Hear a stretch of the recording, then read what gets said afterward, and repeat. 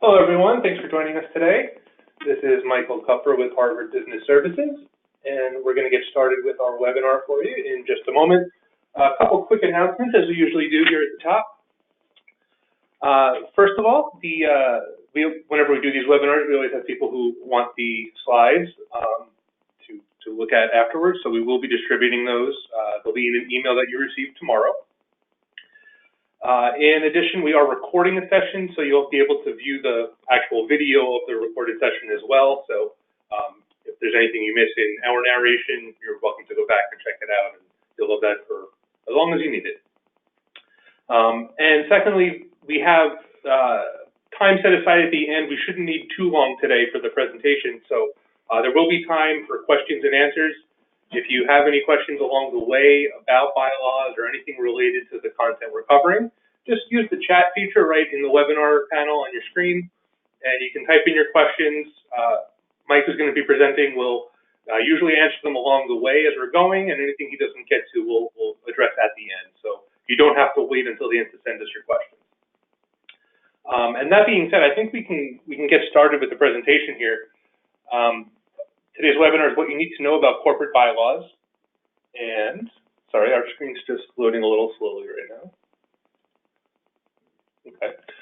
So, a little bit about us. We're Harvard Business Services. We were founded in 1981 in Wilmington, Delaware by Rick Bell, who's pictured on the left in that photo there.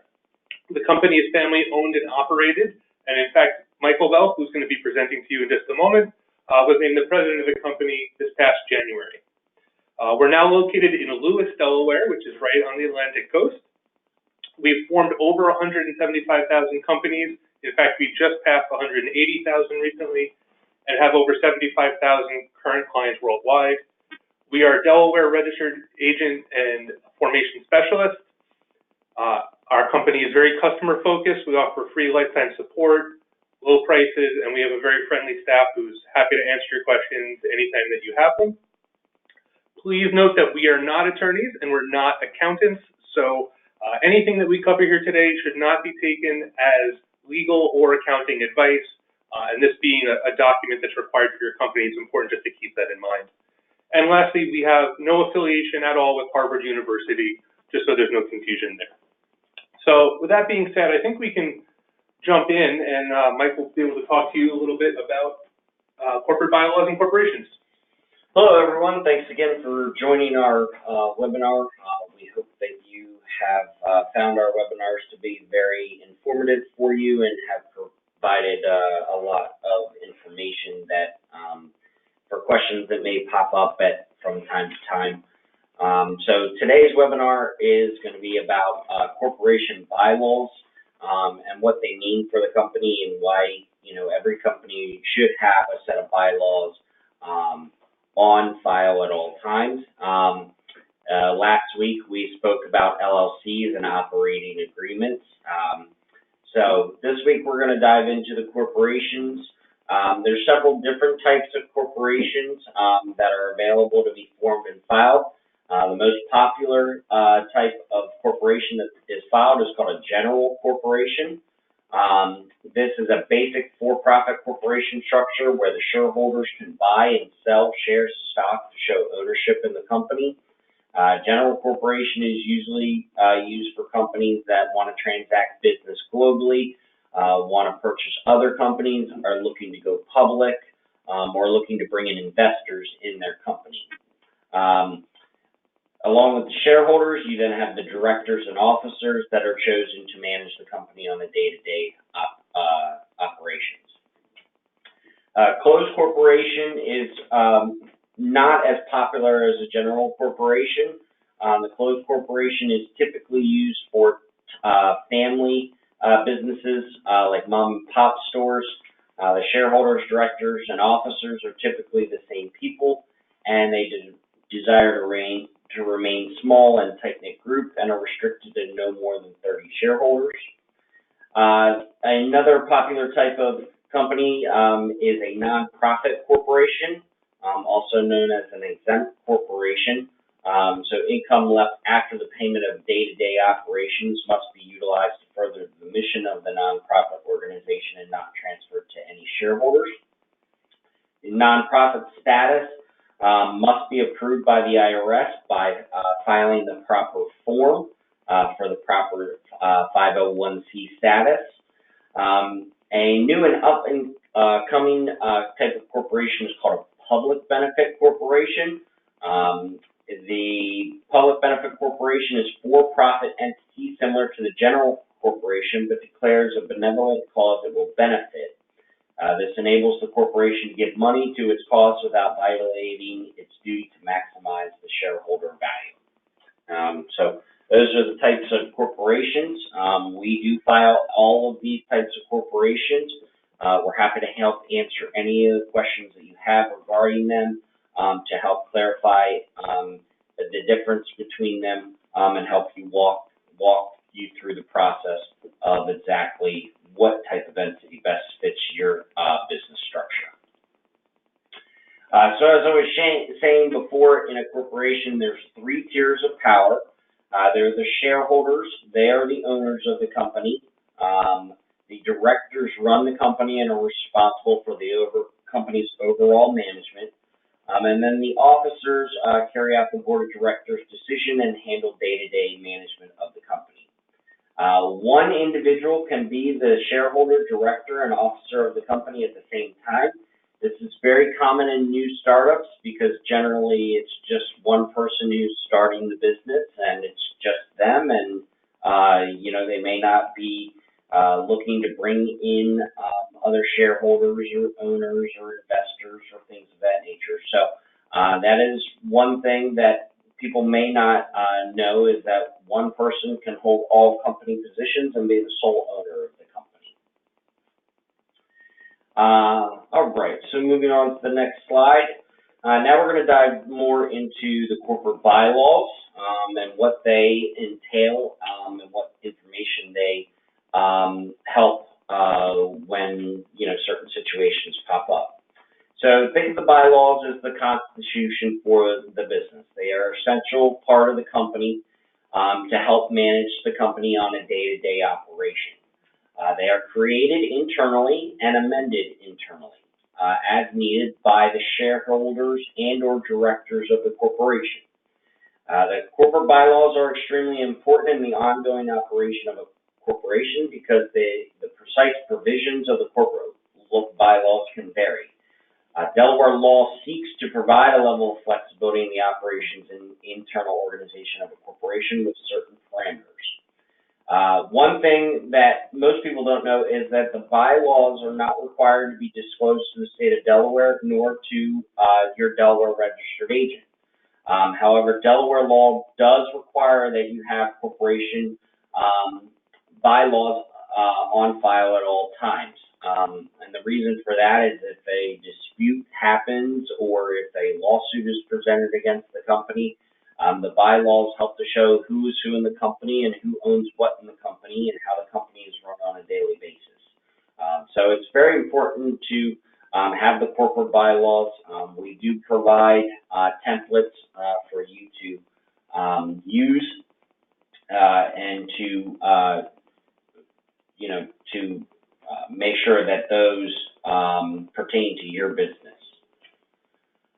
So what is included in the bylaws? A lot of people may not write up bylaws because they don't know what's included in it. That's why we do provide a template. So it's a basic format for you to go off of to draw up your bylaws, but the bylaws are yours, so you can determine what is in the bylaws and what is not in the bylaws. Some people may write up their own bylaws. Some people may use the assistance of an attorney. Some people may use a template like we provide. But some things that are included in that and are defined is the voting procedures, stockholder information, including their voting rights, as well as procedures for selecting, disciplining, and removing stockholders. Board of directors information, including election procedures, qualifications, length of term, and size of the board. Officer information, including their selection procedures, length of term, and responsibilities of each type of officer. Meeting guidelines. Corporations are required to have annual meetings and minutes. So the time and place of the regular meetings, requirements for notifying stockholders of the meetings, proxy requirements, and how many stockholders are needed for a quorum. It also will include how funds will be handled specifically, who will be authorized to sign corporate checks, how contracts will be authorized, and how loans may be contracted. Definition of conflicts of interest for officers and directors, statement that the board may declare dividends and that the corporation may pay them if applicable. And then there's also rules on how the bylaws may be amended in the future. As you know, bylaws may need to be amended many different times as you add shareholders and directors and officers and things of that nature. So you can amend the bylaws, and it's not required to be disclosed to the state of Delaware nor to Harvard Business Services or your Delaware registered agent. So some more information about the bylaws and shareholders. The bylaws often contain a number of provisions governing shareholder voting and activities, including the means by which shareholder meetings are called, any specific notice or record date requirements for voting, the percentage of shareholders required to approve a alienated action if greater than a majority, the means by which a shareholder may provide a proxy to vote its shares, and the means by which shareholders may vote by written consent rather than through a meeting. Bylaws and the board of directors. Corporation bylaws may often provide for terms governing the creation, structure, and operation of its board of directors. Again, the board of directors run the company. The number of board of directors can be amended at any time. You can have as many board of directors as you would like.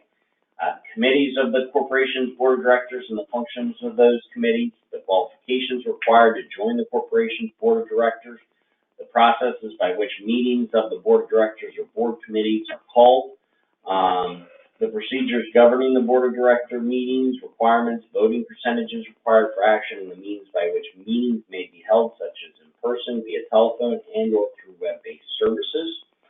The circumstances under which voting proxies may be given to third parties in order to vote on a director's behalf, and the requirements for directors to act by written consent without a meeting. So those are the corporation bylaws that may provide for terms governing the creation and structure of the operation of its board of directors. For governing the officers that will operate the day-to-day activities of the corporation. These provisions may also provide a board description of the officer's respective responsibilities and the means by which an officer can be replaced or officer positions can be created. The bylaws will detail the terms and conditions under which officers will be indemnified for actions taken in the role with the corporation. Amendments of the bylaws. Corporation bylaws may be amended by the board of directors, by the shareholders, or by both. Amendments to the bylaws are common, especially for younger corporations still refining their processes and direction. Amendments to bylaws are not filed with the state of Delaware nor with your registered agent. Even though they're not filed with the state of Delaware or with your registered agent, it's important to have them on record at all times, even if you are just a sole owner. So a lot of the questions that these are some of the questions that we receive often, and one of the questions we receive are bylaws legally binding. A court will often reference the bylaws when hearing a dispute or conflict. This can help protect the company in the event that an individual person is found to be in violation of the bylaws. This is why, even though the document is not filed with the state, it is very important to create and maintain the document.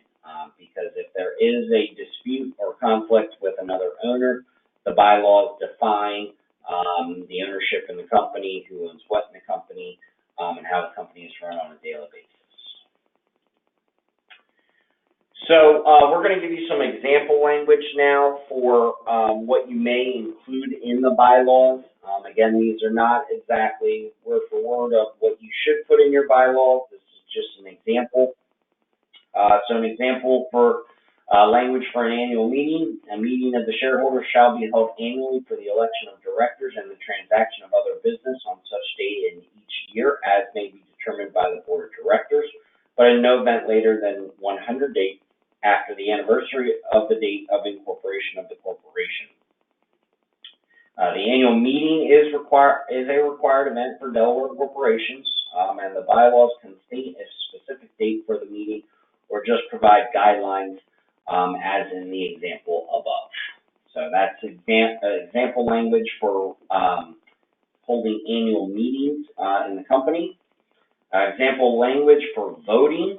Unless otherwise provided in the certificate of incorporation, every shareholder of record shall be entitled at every meeting of the shareholders to one vote for every share standing in its name on the record of the shareholders. No shareholder shall sell his vote or issue a proxy to vote to any person for any sum of money or anything of value except as permitted by law.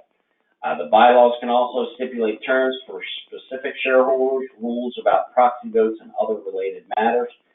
The bylaws can state a specific date for the meeting or just provide guidelines as in the example above. Example language for the size of the board. Again, as we said earlier, the board can be any size that you want it to be. The example language for your bylaws would be the number of directors constituting the entire board of directors shall be the number, not less than 1. No more than 10, fixed from time to time by a majority of the total number of directors which the corporation would have prior to any increase or decrease if there were no vacancies provided, however, that no decrease shall shorten the term of an incumbent director. Until otherwise fixed by the directors, the number of directors constituting the entire board shall be 4. Using very specific phrasing helps to avoid conflict and confusion later on. The board can generally be any size the directors agree upon. Example language for officer elections. The board of directors, as soon as may be practical after the annual election of directors, shall elect a president, a secretary, and a treasurer, and from time to time may elect or appoint such other officers as it may determine. Same person may hold one or any 2 or more offices. The board of directors may also elect 1 or more vice presidents, assistant secretaries, and assistant treasurers. So you can elect as many officers as you would like, and you can give them different titles. There's nothing that says that you need to name them a secretary or a treasurer. They can be called, any name that you see fit within the company. So there's no limit to the name that you provide to that person. So here is an example of the corporate bylaws template where you can download it from. Again, it is free for you to download from our website, and you can customize it to your business needs. You can also, use it as a guide to write up your own bylaws. Please feel free to contact us if you want this template, or you can just download it from right here from our website. If you do have any questions, it is best to speak to an attorney for any questions regarding that, as that's not our realm of expertise in drawing up corporate bylaws, and that's something that we assist our clients with. But the main purpose of this webinar is to let you know how important they are to have on file at all times within the company. So that does it for my part of the presentation. I'll turn it back over to Mike. Here is how you can get in contact with us. We provide free lifetime customer support. We are always happy to walk you through the process and help answer any questions that you have by phone, email, live chat, or Skype. We also have WhatsApp available now as a way to contact us. And so let me turn it back over to Mike now, and we'll get to your questions if you have any questions. Yes, thank you. So again, that was strictly for your informational purposes, we do have the free template available to you, which I just provided a link in the chat that you can click and download it from there as well. And you can feel free to use that and customize it as you like. As Mike said, it would be recommended that you have an attorney or somebody look over it to make sure it's compliant and exactly what you need. And yes, this is our contact information here, so please feel free to get in touch with us at any time.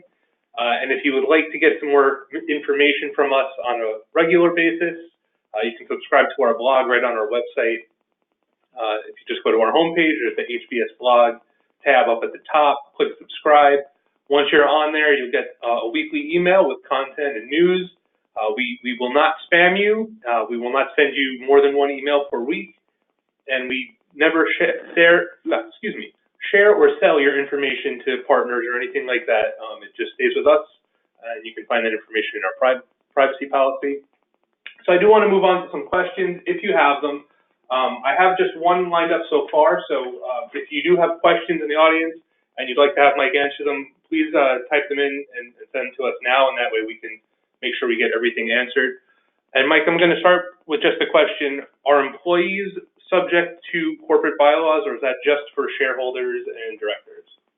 The corporate bylaws are strictly just for the owners, which are the shareholders, the directors, which run the company, and the officers that handle the day-to-day matters.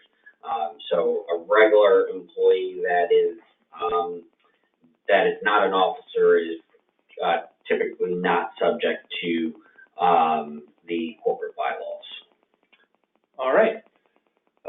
I actually don't see any other questions in right now, so I know this is sort of a simple topic, although it is confusing at times for people. So if there's no other questions, then we can just wrap it up there. I'll give you the rest of your half hour back.